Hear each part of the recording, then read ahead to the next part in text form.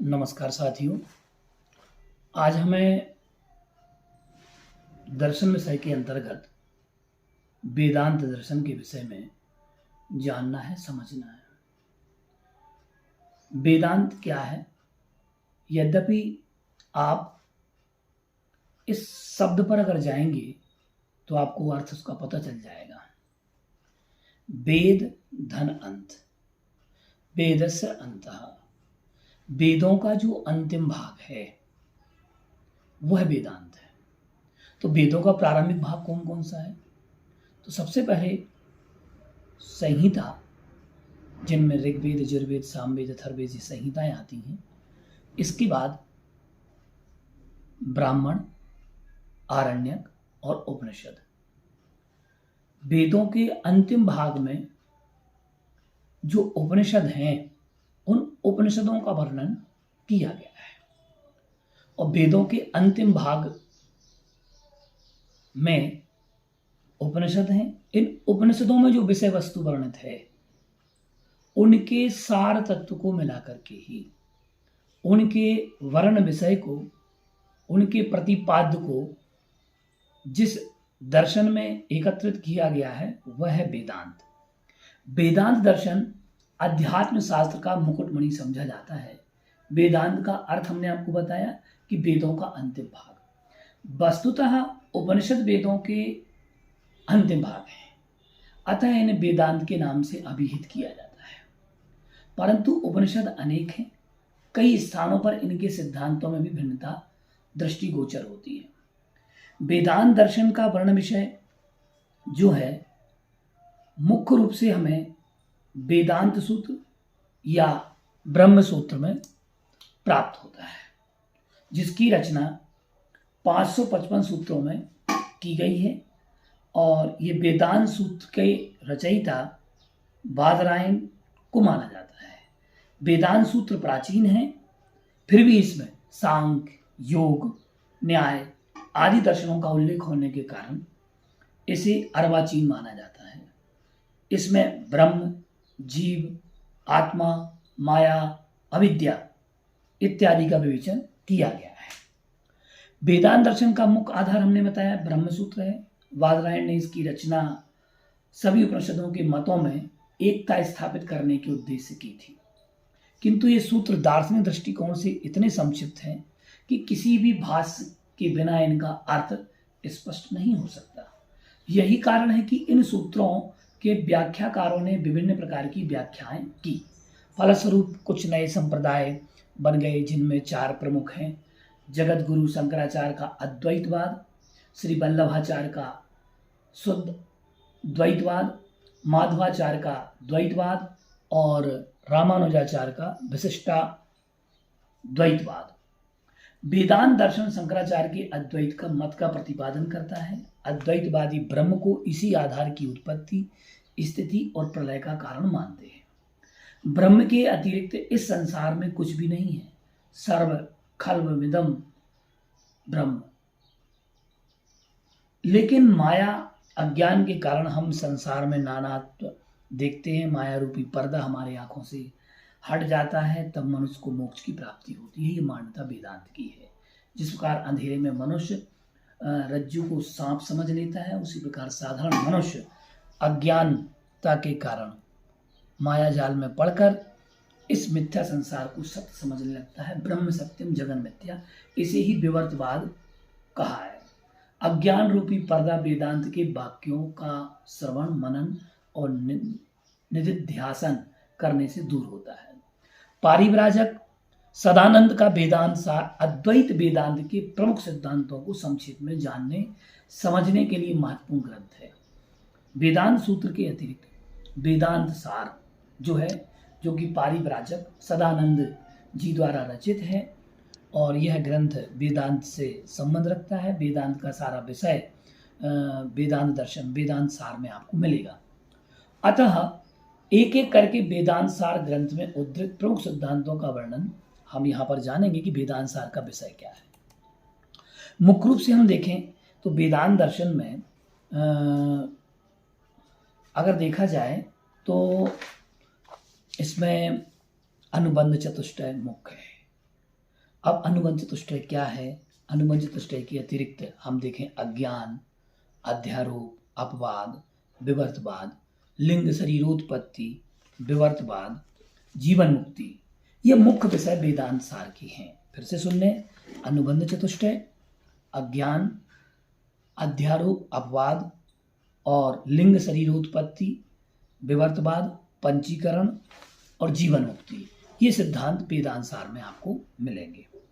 मुख्य रूप से अनुबंध चतुष्टय जो है उसमें कहा गया है कि अनुबध्यते अनेनेति अनुबंधा, अर्थात किसी ग्रंथ के अनिवार्य या अपरिहार्य अंग, अपेक्षाएं, शर्तें अनुबंध कहलाती हैं। जैसे किसके द्वारा यह ग्रंथ पढ़ा जाना चाहिए, इसका विषय क्या हो, प्रतिपाद्य विषय के साथ इस ग्रंथ का क्या संबंध है, इसके अध्ययन का प्रयोजन क्या है, अतः ही अनुबंध है। और ये अनुबंध 4 हैं। वेदांत सार में सूत्र मिलता है, तत् अनुबंधो नाम अधिकारी विषय संबंध प्रयोजनानि। पुनः सुन लें, तत्र अनुबंधो नाम अधिकारी विषय संबंध प्रयोजनानि, ये सूत्र मिलता है। अब इसमें अधिकारी कौन है?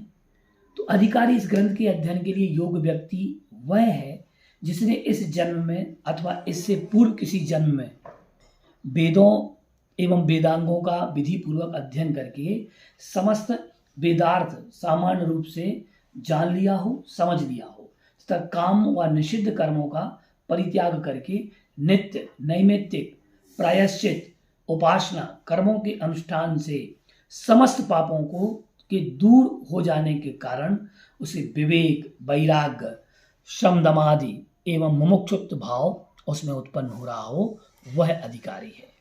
विषय क्या है?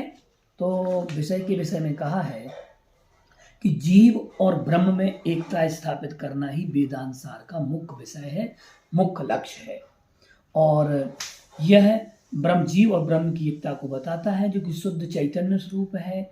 इस शास्त्र का मुख्य प्रमेय है, क्योंकि समस्त वेदांत वाक्यों का तात्पर्य जीव और ब्रह्म की वास्तविक आत्यांतिक एकता ही है। मुख्य रूप से आप जानें कि वेदांत दर्शन में विषय जो है वह मुख्य रूप से आत्मा और जीव की, ब्रह्म की और आत्मा की, या कहें ब्रह्म और जीव की एकता का विषय किया गया है।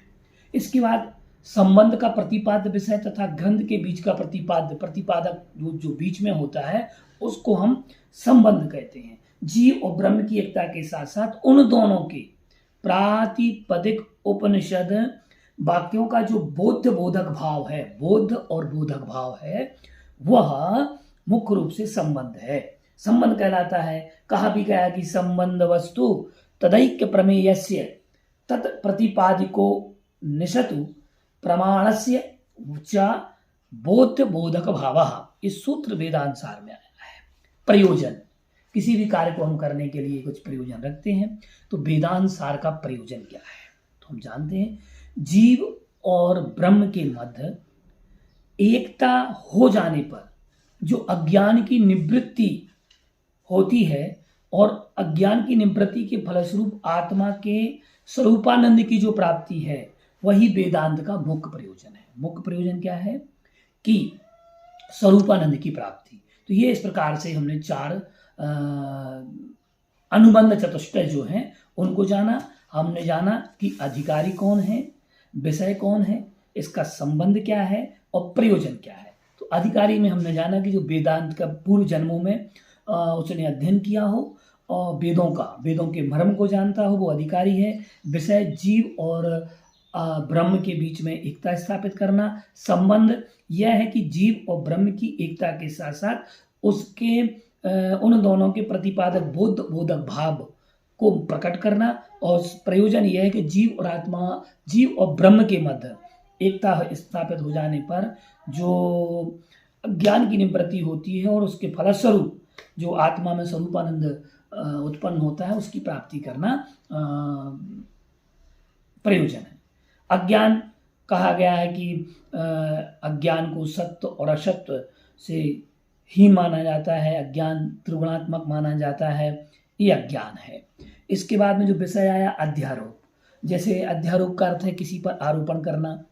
जिस प्रकार सीप में चांदी का भ्रम और रज्जु में सर्प का भ्रम, एक प्रकार का भ्रमवाद जो है वह अध्यारोप है। लिंग शरीरोत्पत्ति, इसमें माना गया है कि वेदांत में लिंग शरीर ही सूक्ष्म शरीर के नाम से जाना जाता है। सूक्ष्म शरीर जो है वो पंचेंद्रियों, पंच कर्मेंद्रियों, पांच प्रकार की वायु, मन तथा बुद्धि, इन 17 अवयवों के योग से बनता है, वो सूक्ष्म शरीर है। इससे लिंग शरीर की उत्पत्ति होती है। पुनः सूक्ष्म शरीर के 17 अवयवों में से 3 कोषों की उत्पत्ति होती है, विज्ञानमय कोष, मनोमय कोष, प्राणमय कोष। इसके बाद हम बात करते हैं पंचीकरण का सिद्धांत।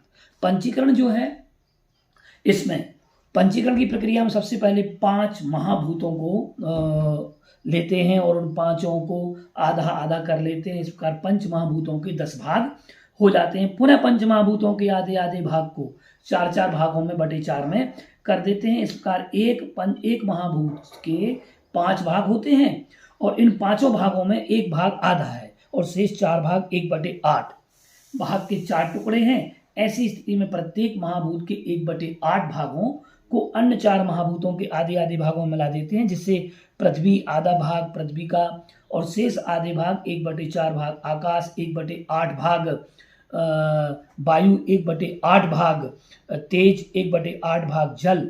इसी प्रकार से अन्य महाभूतों में भी इसी नियम का पालन करते हैं। विवर्तवाद क्या है?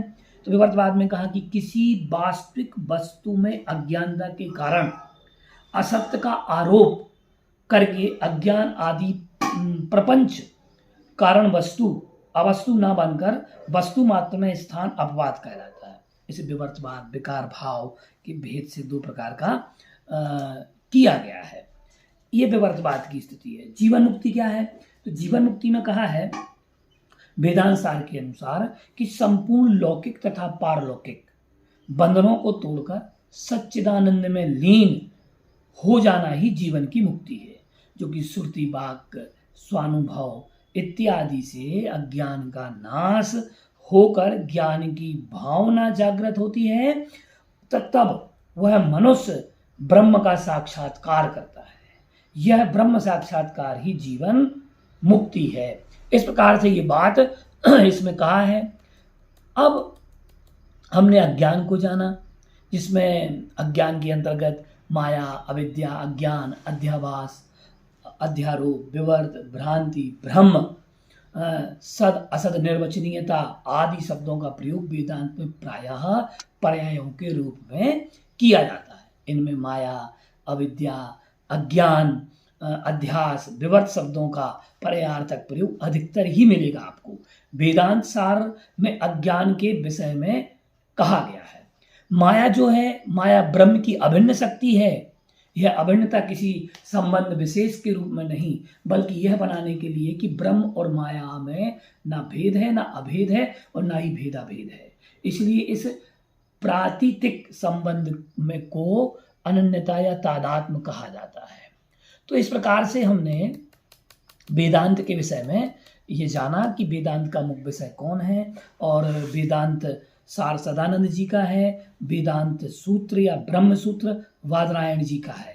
इस प्रकार से हमने वेदांत दर्शन को आज जाना, और वेदांत दर्शन के जो मुख्य विषय हैं वह अनुबंध चतुष्टय है, अज्ञान है, अध्यारोप अपवाद है, पंचीकरण है, विवर्तवाद है तथा जीवन मुक्ति है।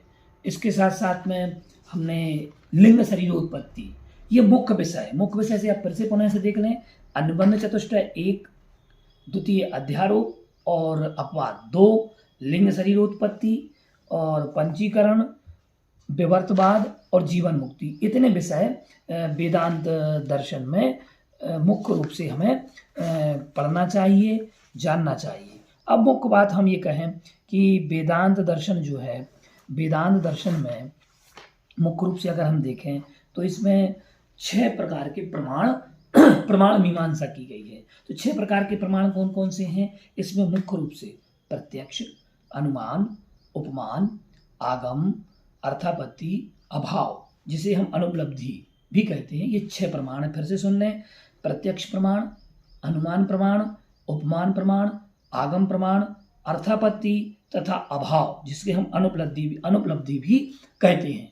इस प्रकार से आज हमने वेदांत दर्शन के विषय में जाना समझा। आशा करता हूँ कि आप लोगों को ये विषय समझ में आया होगा और ये विषय आप लोग अवश्य तैयार करें और अपने भारतीय दर्शन के प्रति निरंतर सचेत रहें। नमस्कार साथियों।